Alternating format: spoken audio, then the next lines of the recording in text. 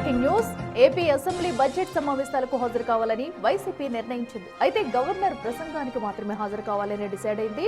గతంలోనూ governor speech కు హాజరై 11 నిమిషాల్లోనే వైసీపీ ఎమ్మెల్యేలంతా వెళ్లిపోయారు. ఈసారి సమావేశాల్లోనూ అదే స్ట్రాటజీ ఫాలో అవ్వాలని నిర్ణయించినట్లు తెలుస్తుంది.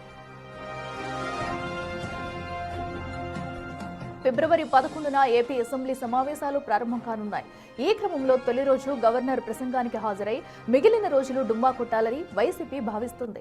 ప్రభుత్వ ప్రజా వ్యతిరేక విధానాలు, అసెంబ్లీలో ప్రతిపక్ష హోదా ఇవ్వకుండా తమ గొంతునకే ప్రయత్నం చేస్తుందంటూ మిగిలిన బడ్జెట్ సమావేశాలను బహిష్కరించాలని ప్లాన్ చేస్తుంది. బడ్జెట్ సమావేశాలకు వెళ్లామని చెప్పుకోవడం, ఒక్కరోజు హాజరు వేయించుకునే అనర్హత వేటు తప్పించుకోవాలని వైసీపీ ఎమ్మెల్యేలు భావిస్తున్నట్లు సమాచారం. ఇదిలా ఉంటే గవర్నర్ ప్రసంగం బిజినెస్ డే కాదని అసెంబ్లీ వర్గాలు అంటున్నారు. ఆ రోజు సభకు వచ్చినా లాభం ఉండదని చెబుతున్నారు. వైసీపీ మాత్రం ఒకవేళ అనర్హత వేటు వేస్తే తాము సభకు హాజరయ్యామని న్యాయ పోరాటం చేసేందుకే ఈ ప్లాన్ చేసినట్లు తెలుస్తుంది. మరోవైపు అసెంబ్లీకి హాజరు కాకుండా దొంగ సంతకాలు పెడుతున్న 6గురిపై ఇప్పటికే ఎథిక్స్ కమిటీ విచారణ జరుపుతుంది. కమిటీ ఇచ్చే రిపోర్టు ఆధారంగా వారిపై చర్యలు తీసుకున్నారు.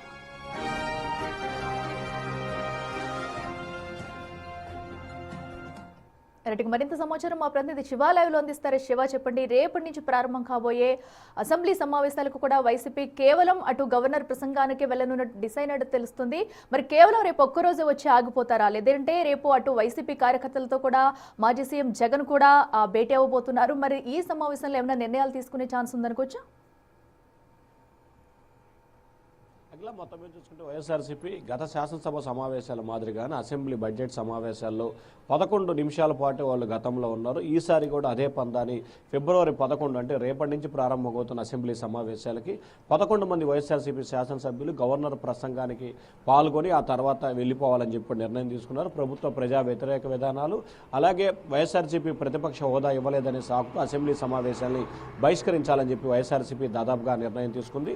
అయితే 6 నెలల పాటు అసెంబ్లీ రాకపోతే అనర్హత వేటు పడుతుందనే ఉద్దేశంతో కూడా రేపు ఒక్కరోజు అసెంబ్లీ సమావేశాలకు హాజరు కావాలని చెప్పి వైఎస్ఆర్సీపీ నిర్ణయం తీసుకుంది. మరొక వైపు 6 శాసనసభ్యులకు సంబంధించి అసెంబ్లీలో దొంగ సంతకాలు పెట్టిన దానికి సంబంధించి ఎథిక్స్ కమిటీ నేతృత్వంలో విచారణ కొనసాగుతూ ఉంది. మరొక వైపు శాసనసభ సమావేశాలు రేపటి నుంచి జరగబోతున్న నేపథ్యంలో వైఎస్ఆర్సీపీ కూడా శాసనసభ సమావేశానికి ఒక్కరోజు ఆ తర్వాత ప్రతి 2 రోజులకు ఒకసారి మీడియా సమావేశం నిర్వహించాలని చెప్పి మాజీ సీఎం జగన్మోహన్ రెడ్డి నిర్ణయం తీసుకున్నారు. మరొక వైపు శాసన మండలిలో వైఎస్ఆర్సీపీకి బలం ఉంది కాబట్టి శాసన మండలికి ప్రతిరోజు హాజరయ్యి శాసనసభ తీరును, అలాగే ప్రజా వ్యతిరేక విధానాన్ని శాసన మండలి సాక్షిగా పోరాటం చేయాలని వైఎస్ఆర్సీపీ నిర్ణయం తీసుకుంది. రేపు ఉదయం అసెంబ్లీ సమావేశాల్లో పాల్గొని మళ్ళీ అక్కడి నుంచి బహిష్కరించిన తర్వాత మధ్యాహ్నం 3 గంటలకి వైఎస్ఆర్సీపీ ఎమ్మెల్యేలు, ఎమ్మెల్సీతో ఆ పార్టీ అధినేత జగన్మోహన్ రెడ్డి సమావేశం కాబోతున్నారు. ఈ సమావేశంలో అసెంబ్లీ బడ్జెట్ సమావేశాలు మొత్తానికి హాజరవుతారా, కేవలం రేపు ఒక్కరోజే హాజరవుతారా అనే దానికి సంబంధించి నిర్ణయం తీసుకునే అవకాశం కనిపిస్తోంది. కానీ ప్రస్తుతం మనకు అందుతున్న సమాచారం ప్రకారం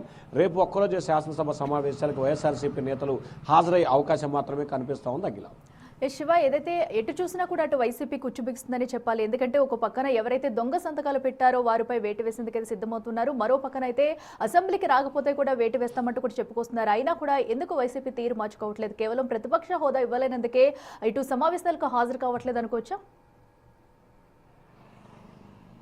అంటే ఖచ్చితంగా వాస్తవానికి ప్రతిపక్ష హోదా కంటే కూడా గతంలో వైఎస్ఆర్సీపీ ప్రభుత్వంలో 23 మంది టీడీపీ శాసనసభ్యులుంటే నిత్యం వైఎస్ఆర్సీపీకి సంబంధించిన ఎమ్మెల్యేలు కావచ్చు, మంత్రులు కావచ్చు, అనేక మంది తెలుగుదేశం పార్టీ ఎమ్మెల్యేలని, చంద్రబాబుని, అలాగే ఆయన సతీమణిని అనేక సందర్భాల్లో అవహేళనగానే మాట్లాడటం, విమర్శలు చేయటం, ప్రతి విమర్శలు చేసిన పరిస్థితి కనిపించింది.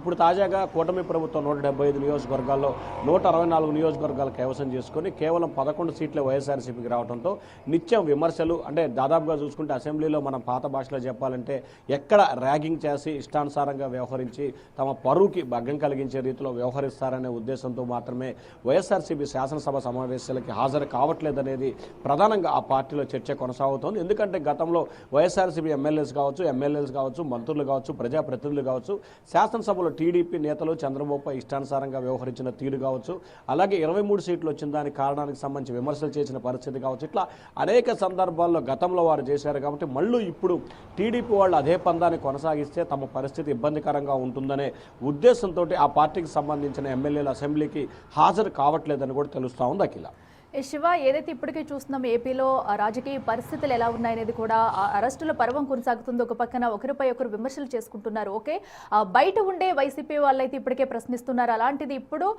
ఛాన్స్ వచ్చింది కదా, ఒక ఛాన్స్ వచ్చింది. అలాగనే సమావేశాలకు వెళ్ళి ప్రశ్నించే హక్కు కూడా ఉంది కాబట్టి సో ఎందుకు మీరు డొమ్మా కొట్టాలనుకుంటున్నారు? ఎందుకంటే రేపు జరగబోయే సమావేశంలో ఏమైనా నిర్ణయాలు మార్చుకునే ఛాన్సెస్ ఉంటాయనుకోవచ్చా?